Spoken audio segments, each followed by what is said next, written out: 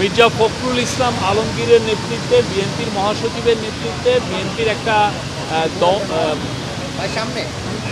Team এসছিলেন আমাদের chief অ্যাডভাইজারের সাথে দেখা করতে, এবং ওই মিটিংয়ে চিফ অ্যাডভাইজারের সাথে ছিলেন হাসান আরিফ, আদিলুর রহমান খান, মাহফুজ আলম, এনারা তিনজন উপদেষ্টা ছিলেন এবং খুবই সৌহার্দ্যপূর্ণ পরিবেশে মিটিং হয়।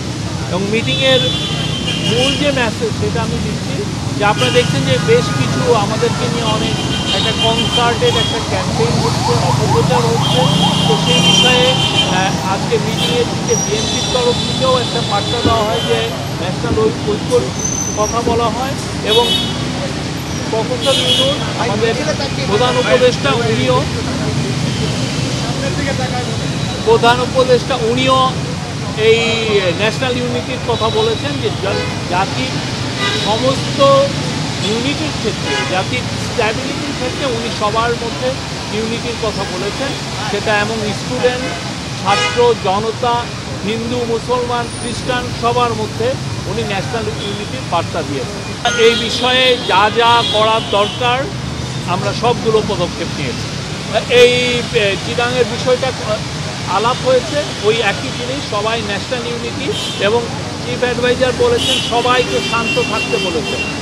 হ্যাঁ, সবাইকে শান্তির বার্তা দিয়েছেন এবং সবাইকে শান্ত থাকতে বলেছেন।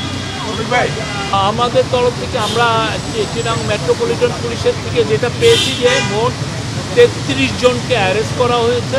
তার মধ্যে 6 জন হচ্ছে যাদেরকে ভিডিও ফুটেজ দিয়ে শনাক্ত করা হয়েছে, এবং তারা সাসপেক্ট হচ্ছেন, এই মার্ডারের তাদেরকে সাসপেক্ট হিসাবে ধরা হচ্ছে।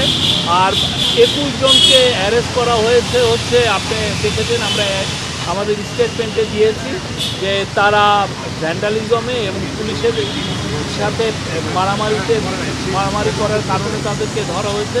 আর 6 জনকে ধরা হয়েছে, তারা আওয়ামী লীগ এবং নিষিদ্ধ ঘোষিত ছাত্রলীগের মেম্বার, তারা ককটেল সহ ধরা পড়েছে।